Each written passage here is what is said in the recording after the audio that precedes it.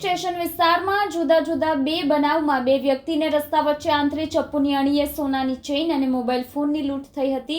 સચિન પોલીસે આ લૂંટના બનાવનો ભેદ ઉકેલી 3 રીઢા ગુનેગારોને દબોચી લીધા હોવાનું જાણવા મળ્યું છે। સચિન પોલીસ સૂત્રો દ્વારા પ્રાપ્ત વિગત મુજબ વરાછવાની કમલ પાર્ક સોસાયટીમાં રહેતા જ્ઞાનેશ્વર ઉર્ફે નાના રામેશ્વર સપકાળે ડ્રાઇવિંગના વ્યવસાય સાથે સંકળાયેલા છે।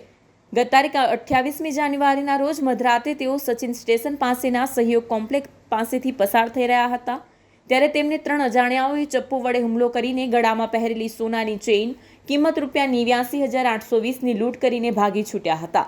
ઉપરાંત લાજપોર ખાતે રહેતા અને ખેતીનો વ્યવસાય કરતા મોહમ્મદ સફીક અહમદ મિયા કારા સહિત સંબંધીઓ બાઇક લઈને લાજપોર જઈ રહ્યા હતા ત્યારે સચિન નવસારી હાઈવે ઉપરના જૂના સ્લમ બોર્ડ હનુમાનજી મંદિર પાસેથી પસાર થતી વેળા રસ્તા વચ્ચે અટકાવીને ચપ્પુ બતાવી મોબાઈલ ફોન કિંમત ₹1500ની લૂંટ કરી હતી।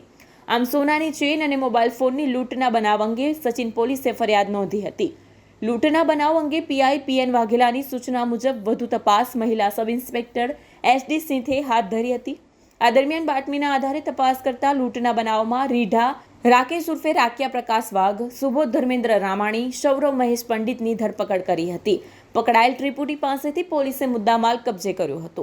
હા, તારીખ 28/1 ના રોજ જે એક અમારે ત્યાં લૂંટનો બનાવ બન્યો હતો, જે બાબતે ગઈકાલે આરોપીને અટક કરવામાં આવી છે અને ગુનાની જગ્યાનું રિકન્સ્ટ્રક્શન પણ કરવામાં આવ્યું છે અને એના પાછળના જે ગુનાહિત ઇતિહાસ છે એ જોતા ભવિષ્યમાં એના વિરુદ્ધ અટકાયતી પગલાં પણ લેવામાં આવશે।